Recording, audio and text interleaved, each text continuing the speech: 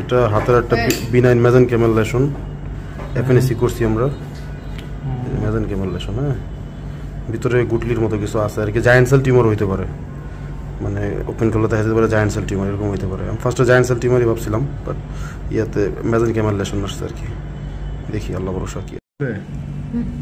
এই যে benign মেজেন Camel লেশনটা দেখেন, আমরা বের করবো আল্লাহর মতো। এখন এটাতে কিন্তু কোনো রক্তপাত কিচ্ছু হইতেছে না আল্লাহর মতো তেমন।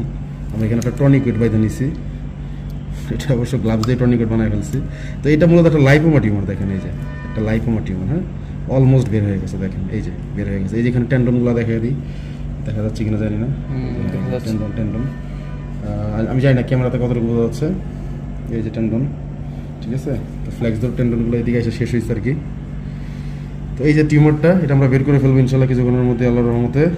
এবং খুব সুন্দরভাবে কিন্তু সার্জারিটা মোটামুটি শেষের দিকে বলা যায়, আলহামদুলিল্লাহ। আসলে আল্লাহ তাআলার রহমতেই আমরা অপারেশনটা করতে পারতেছি সুন্দরভাবে। সব কিছুই কৃতজ্ঞতা আল্লাহর প্রতি, আমাদের কোনো ক্রেডিট নেই এখানে, সব কিছু আল্লাহর রহমতে হচ্ছে। সবাইকে অসংখ্য ধন্যবাদ। ফাইনালি টিউমারটা একটু তুলি, একটু দেখে নেন সবাই লাস্টে। এই যে ফাইনালি টিউমারটা, ঠিক আছে। ওকে, থ্যাংক ইউ সবাইকে, আসসালামু আলাইকুম।